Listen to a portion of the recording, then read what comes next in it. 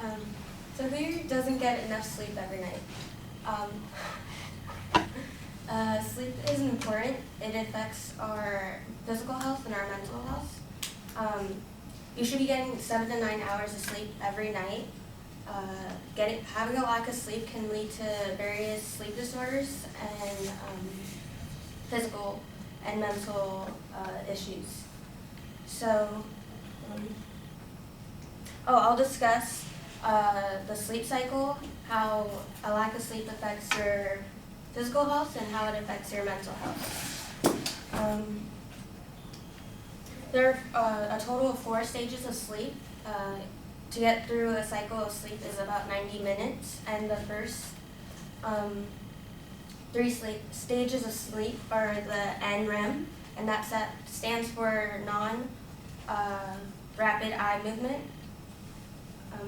So as you go through each stage of sleep, you get to a deeper stage of sleep, so it's harder to wake up when you're, say, in your 3rd stage. The 4th stage is called Rem Sleep, and that stands for rapid eye movement. That's where we do most of our brain activity. That's where our dreams take place and where our brain is sending signals out to the rest of our body.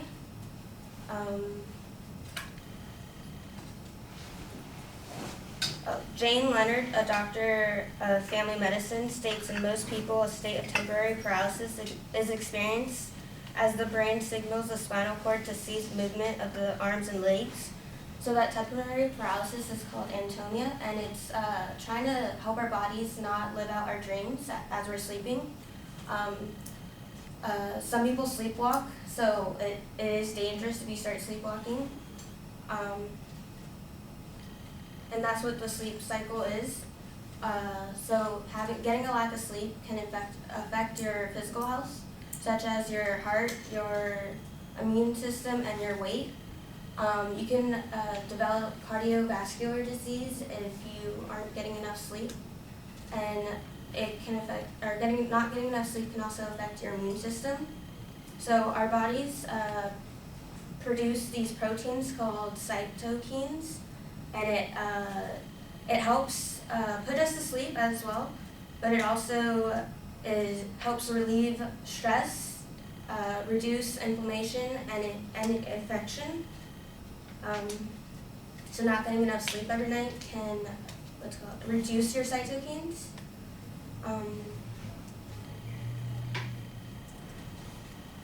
And it can also slow down your metabolism. So if you're trying to lose weight, with summer coming up, everyone's always like have to have that summer bod, but not getting enough sleep can slow down your metabolism. So according to Joe Leach, who has a master's degree in nutrition and diabetics, in fact, short sleep duration is one of the strongest risk factors for obesity. And one extensive review study, children and adults with short sleep duration were 89% and 55% more likely to become obese. So if we're not getting enough sleep, our bodies start slowing down and our metabolism slows down, which leads to excessive weight gaining. So just keep that in mind if you are trying to lose weight. And not getting enough sleep affects our mental health. The Harvard Mental Health Letter states chronic sleep problems affect 50% to 80% of patients in a typical psychiatric practice compared with 10% to 18% of adults in the general U.S. population. So you can develop lots of sleep disorders, one of them being insomnia.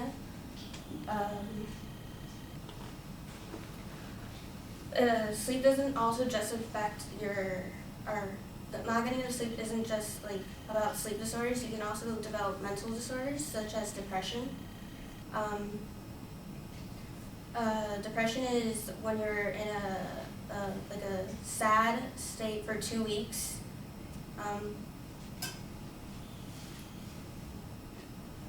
A reason for people not getting enough sleep is the biggest reason is people stay on their phones right before they try to go to bed, and your phone produces this blue light, which is telling your brain that it's still light out and you shouldn't try to go to bed. Melatonin is released when it is time to go to bed. So when you are on your phone, the melatonin isn't being released, and melatonin is a chemical in the brain that tells you to relax, and then you eventually fall asleep. So sleep is important because it affects our health. Sleep is the easiest thing that we can do, and we still kind of take it for granted. I think we can all learn to appreciate it some more and get a good night's rest.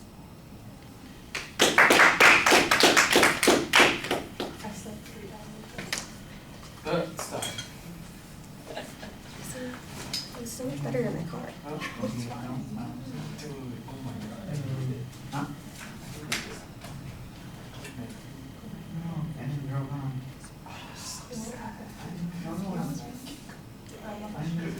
No, bro. And then I hold you.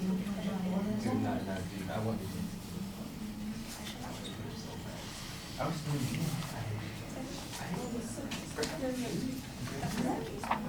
He's neutral. Like, he's whack. Let's think he's neutral. Like, I was gonna get up the stairs. He's not the guy. Remember hearing Mala, you were supposed to do the oral evaluation on that, and you were actually here to hear it. So you want to offer some comments? Okay, first, I want to say that the theory you have is pretty good. I kind of saw a preview, and I think you're speaking really well. I can hear you. You were looking around, like you're looking at us. That's pretty good. But sometimes I saw you like look up, but not not too much. That's pretty good. I did realize that you were kind of crossing your leg and playing with your hand a little bit, but like nothing too distracting. I think overall you did pretty good.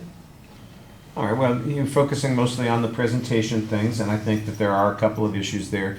The leg crossing, ankle crossing thing that's the thing that makes you look the most nervous, is that you don't get your feet planted. You aren't, when you're turning your body, it's not really to focus on part of the audience and emphasize a point. It's because you are nervous and anxious.